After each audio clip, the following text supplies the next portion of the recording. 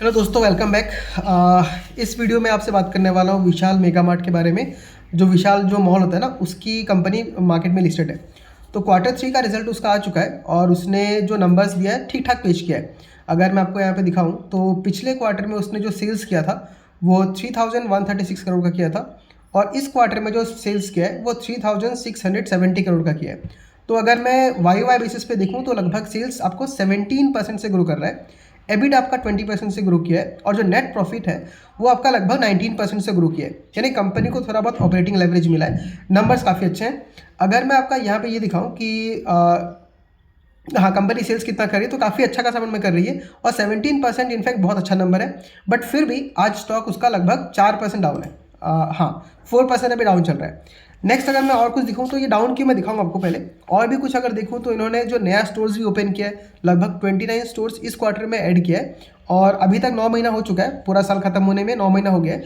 तो उसमें इन्होंने लगभग 80 स्टोर्स ऐड किया है। तो कंपनी यहाँ भी ठीक कर रही है, नए नए स्टोर्स खुल रही है, सेल्स ग्रोथ काफ़ी अच्छा दिखाया है। फिर एसएसजी जो होता है उनका सेम स्टोर सेल्स ग्रोथ वो 9.6% है। ये भी एक बहुत अच्छा नंबर है, क्योंकि अगर मान लीजिए आपने नया दुकान खोला तो पुराने दुकान के अंदर भी सेल्स में ग्रोथ होना चाहिए। अगर पुराने दुकान में सेल्स में ग्रोथ नहीं है तो वहाँ का बिजनेस फ्लैट हो गया। तो ये भी नंबर देखना पड़ता है जो मॉल्स वाले जो कंपनीज होते हैं। तो इसमें एसएसजी 9.6% है, काफ़ी अच्छा है। अगर 10% हो तो बहुत अच्छा होता है, बट 9% बहुत डिसेंट नंबर है। फिर इन्होंने एक जो नया इनका जो लॉयल कंज्यूमर बेस है, जैसे आप अगर विशाल मेगा मार्ट में जाते हैं या किसी भी मॉल में जाते हैं तो वो लोग आपका नंबर लेते हैं, नंबर लेके वो लोग अपना डाटा फीड करते हैं और आप जो सामान खरीदते आ रहे हो उसके अकॉर्डिंग आपको अलग अलग प्रमोशंस करते हैं। तो ये बोल रहे कि हम लोग का जो रेवेन्यू आ रहा है वो 95% जो रेवेन्यू है वो लॉयल कंज्यूमर से आ रहा है, मतलब जो रिपीट कस्टमर्स आ रहे हैं इनके पास आके खरीद रहे हैं। ये भी बहुत अच्छा नंबर है। लेकिन यहाँ पे कंपनी आज क्या है, आज आपको 4% नीचे देखने के लिए मिल रहा है। तो एक बहुत इंपॉर्टेंट लर्निंग आपको दिखाने वाला हूँ, क्योंकि बहुत लोग क्या होता है, जैसे मैं भी था पहले स्टार्टिंग में देखते हैं तो हम लोग सिर्फ नंबर्स को देख लेते हैं कि हाँ 17% से ग्रो किया, 3000 करोड़ का सेल्स है तो कंपनी भागना चाहिए।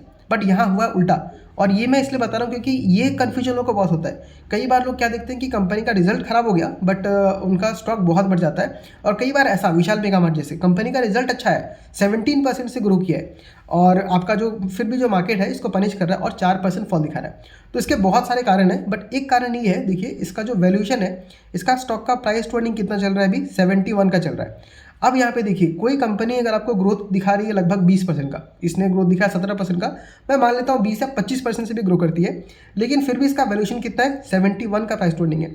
तो यहाँ पे क्या होता है, इसके वैल्यूएशन से मतलब इसका जो जिसका ग्रोथ है उसके ग्रोथ से इसका प्राइस काफ़ी महंगा हो गया। तो ऐसे समय पे अगर आप लेंगे तो आगे जाके आपका स्टॉक या तो फ्लैट हो जाएगा, मतलब कहीं मूव नहीं करेगा, वहीं घूमता रहेगा, या वहाँ से करेक्शन होकर फिर से अपने वैल्यूशन को कंफर्टेबल बनाएगा जहाँ पे इसका जो वैल्यूशन है इसके ग्रोथ से नीचे आ जाए। तो वो चीज़ हमको यहाँ पे देखने मिल रहा है। दूसरा एक और बहुत इंपॉर्टेंट रीजन है कंपटीशन। अब कंपटीशन मतलब मैं ये नहीं बोल रहा हूँ कि विशाल मेगा मार्ट का कंपटीशन, वो तो छोड़ दीजिए। एज ए इन्वेस्टर, जैसे अगर मैं पैसा लेके खड़ा हूँ कि मेरे पास मान लो 1 लाख रुपए है, 2 लाख रुपए है, मुझे कंपनी से इन्वेस्ट करना है, तो विशाल मेगा मार्ट अकेली कंपनी नहीं है, इसके जैसे और बहुत सारी कंपनी है, वो सारे आके मेरे से बोल रहे हैं कि प्लीज़ पैसा मुझे दीजिए, पैसा मुझे दीजिए। तो अब मैं पैसा किसको दूंगा, जो इन सारे कंपनीज में से बेस्ट होगा।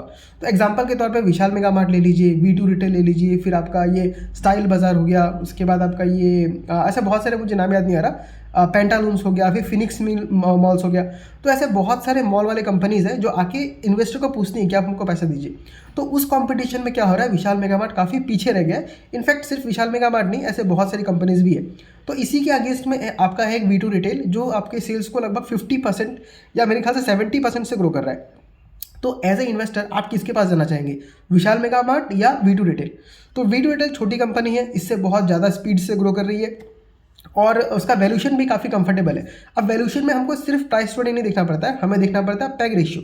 जैसे इसका देखिए, इसका आपको प्राइस टू अर्निंग 71 दिख रहा होगा, बट हम इसको जब कंपेयर करते हैं इसके ग्रोथ से तो इसका पैग रेशियो निकलता है। जैसे आपको दिखाता हूँ, इसका प्राइस टू अर्निंग है आपका 71 का और इसका जो ग्रोथ है वो लगभग इसका 20 का मान लेता हूँ, चलिए। तो अगर 20 से मैं डिवाइड करता हूँ 71 को, मतलब 70/21, तो इसका लगभग निकल के आएगा 3 से भी ज़्यादा आ रहा है, 3.5 ऐसा कुछ निकल के आएगा। पैग रेशियो कितना हो गया, 3 गुना हो गया। लेकिन वहीं पे अगर मैं V2 रिटेल का देखूँ तो उसका मैं बार निकाल लेता हूँ यहाँ पे ओके, V2 रिटेल का जो आपका स्टॉक का प्राइस टू अर्निंग है वो है 67 का और कंपनी जो ग्रो कर रही है वो कर रही है लगभग 70% से। तो अब यहाँ पे अगर इसका पैग निकाल के देखेंगे तो इसका पॉइंट मतलब 1 के नीचे निकल के आ रहा है। तो एक तरफ में आपकी ऐसी कंपनी है V2 रिटेल जिसका पैग रेशियो 1 के नीचे है, और दूसरी तरफ है आपका विशाल मेगा मार्ट जिसका पैग रेशियो 3.5 है। तो ऐसे में इन्वेस्टर्स क्या करेंगे, उस कंपनी की तरफ जाएंगे जो अच्छा खासा ग्रोथ दिखा रहा है। और ये देखिए V2 रिटेल आज आपका लगभग 2% अप भी है। तो इस तरीके से आपको कंपनी का वैल्यूएशन करना चाहिए। अगर ये चीज़ सीख जाओगे ना तो आपको कभी भी मतलब पैसा बनेगा नहीं बनेगा वो तो मैं नहीं बोलूँगा, बट आपका पैसा डूबेगा नहीं। एशियन पेंट्स में मैं खुद इतने सालों से फंसा हुआ था, ये सोच करके उसका प्राइस टू अर्निंग बहुत सस्ता हो गया। मैं वो चार्ट लगाता था और उसमें उसका 10 साल का वो दिखता था प्राइस टू अर्निंग। तो अगर वो मुझे मीडियन पे दिख रहा है तो मैं खुद लेके रुका रहता था।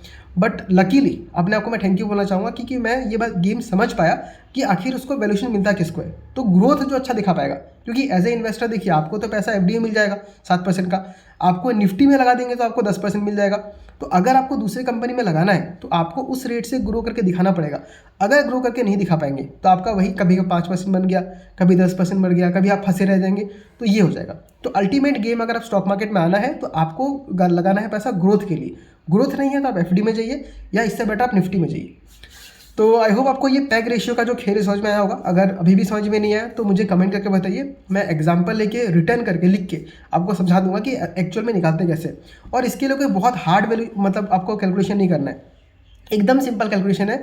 अगर आपको डिवाइड करना आता है, परसेंटेज निकालना आता है तो इजीली कर सकते हैं। आप छोड़िए परसेंटेज में निकालना नहीं है, कैलकुलेटर है ना, वहाँ मार के आप निकाल लीजिए, आपको बहुत सिंपल समझ में आएगा। बस इतना ध्यान रखिए कि पैग रेशियो 1 होना चाहिए और ये एक मेन क्राइटेरिया है। उसके बाद कंपनी क्या गाइड कर रही है ये पढ़ना भी बहुत इंपॉर्टेंट होता है। तो V2 रिटेल और विशाल मेगा मार्ट के हेल्प से मैंने आपको ये समझाया कि क्यों विशाल मेगा मार्ट अच्छा रिजल्ट करने के बाद भी गिर रहा है और V2 रिटेल महंगा होने के बाद भी क्यों यहाँ पे हमको बढ़ता हुआ नजर आ रहा है। आई होप आपको वीडियो अच्छा लगा होगा। अगर अच्छा लगा तो इसको चैनल को लाइक कीजिए, सब्सक्राइब कीजिए और कमेंट भी कीजिए।